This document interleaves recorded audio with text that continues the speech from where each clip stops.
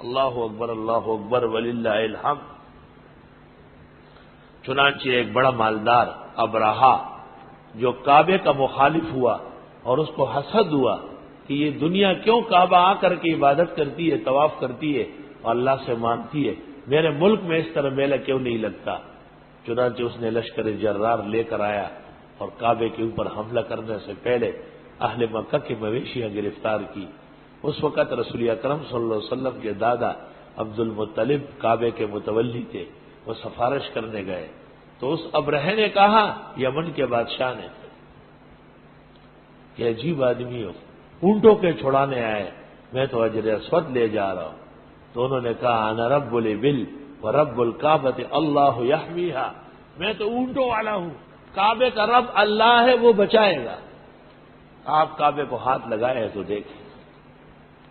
چنانچہ صدام نے جب کعبے والوں کو تنگ کیا تو اخبار میں آیا ہے کہ اس کا وزن گھٹ گیا اور اخیر میں جا کے کس موت مارا گیا۔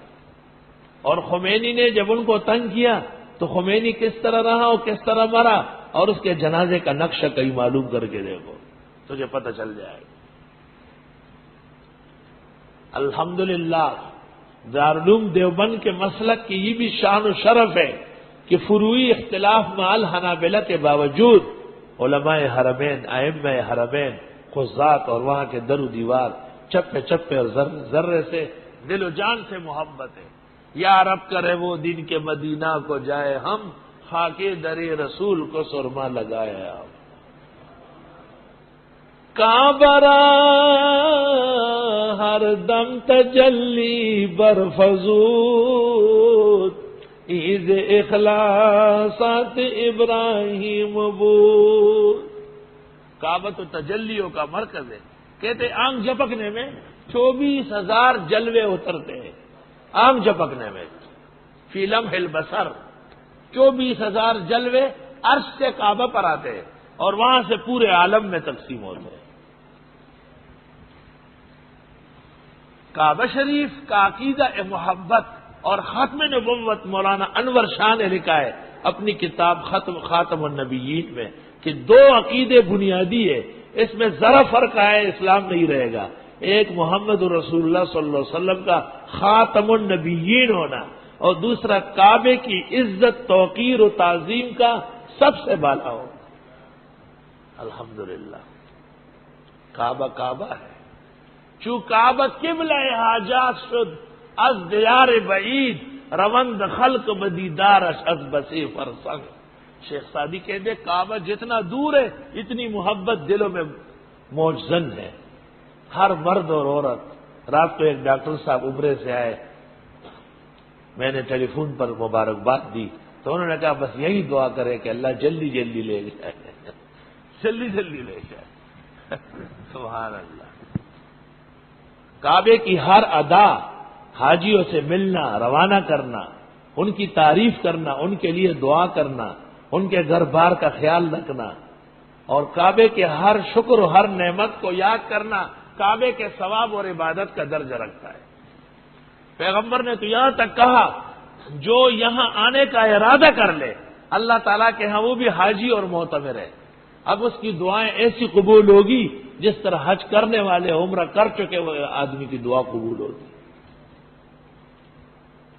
کعبے کے ساتھ والہانہ وابستگی ہے ایمان کی وجہ سے، اور اہل کعبہ ہمارے محسن ہیں۔ استاذ العالم محدث کبیر حضرت اقدس مولانا محمد یوسف بنوری رحمت اللہ علیہ سے میں نے سنا، فرمایا امام کعبہ اور امام مدینہ کل عالم کے مسلمانوں کے ائمہ ہیں، کل کائنات کے ائمہ ہیں۔ میں نے امام کعبہ سبیل کو یہ قول سنایا، شیخ پرنم ہو گئے بالکل کہ واللہ کان شیخ عالم کبیر، شیخ بہت بڑے عالم۔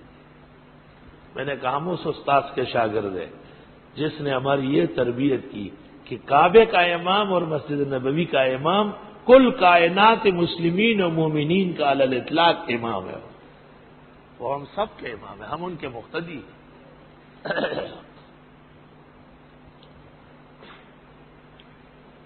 اور سورۃ فیل سے پتہ چلتا ہے کہ جب بھی شاعر اللہ کی توہین کی گئی اللہ کا عذاب آیا ہے۔ یہ واقعہ پیغمبر کے مبعوث ہونے اور مولود ہونے سے 50 دن پہلے کا ہے۔ پیغمبر کی تشریف آوری سے پہلے بھی قدرت الہی کے نظارے ہوئے۔ اور میں نے ایک کتاب میں دیکھا ہے کہ حرمین کے تذکرے سے تذکرہ کرنے والے کے لیے ملائک جنت الفردوس کے دروازے کھولنے لگتے، کہتے یہ یہیں آ رہا ہے، یہ جو وہاں کا ذکر کرتا ہے یہ کہیں اور نہیں رہے گا۔ پھر فرشتے کہتے کہ ابھی ٹائم ہے، صبر کر لو۔ سبحان اللہ و بحمدہ سبحان اللہ العظیم۔ ایک دفعہ ہمارے عزیز دوست ادارے کے روح رواں منصور بھائی نے مجھے کہا کہ ایجنٹ بہت گڑبڑ کر رہا ہے، ایک دن مکہ میں بڑھ رہا ہے، ایک مدینے میں بڑھ رہا ہے۔ میں نے کہا بخاری کے حاشیے میں دیکھ رہا ہوں لکھا ہے کہ وہاں مدت بڑھ جانا قبولیت کی دلیل ہے۔ تو مجھے کہا ٹھیک ہے، پھر میں ایجنٹ کو انعام دے دیتا ہوں جس نے ہمارے بغیر ہمارا ایک ایک دن بڑھایا۔ وہ مسلمانوں کا ایمان کا گھر ہے، وہ معدن التوحید و سنہ ہے۔ آسمان کے نیچے زمین کے اوپر انبیاء اور اولیاء کا اتفاق ہے اس پر، اس سے بہترین جگہ نہیں ہے۔ اللہ تعالیٰ ایمان کے ساتھ، صحت کے ساتھ، نیک اعمال کی توفیق کے ساتھ مع الذین نحبهم ومع الذین یحبوننا بتوفیق رفیق للحج او العمرۃ او الزیارۃ، اللہ بار بار نصیب فرمائے۔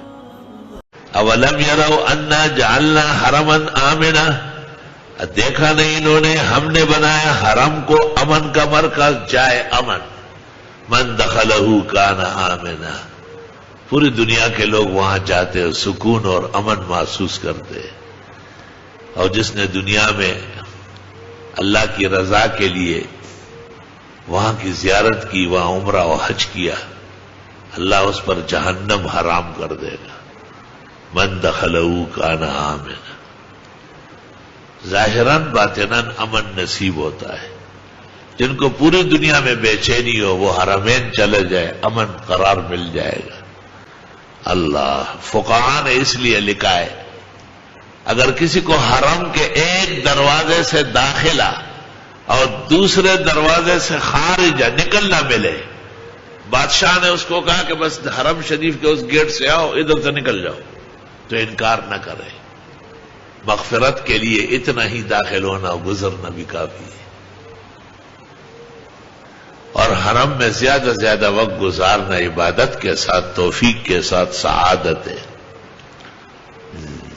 السلام علیکم جی دوستو، آپ نے دیکھا اور سنا شیخ مفتی ظہور علی خان رحمۃ اللہ علیہ کو کہ شیخ مفتی ظہور علی خان رحمۃ اللہ علیہ کیا بیان فرما رہے تھے۔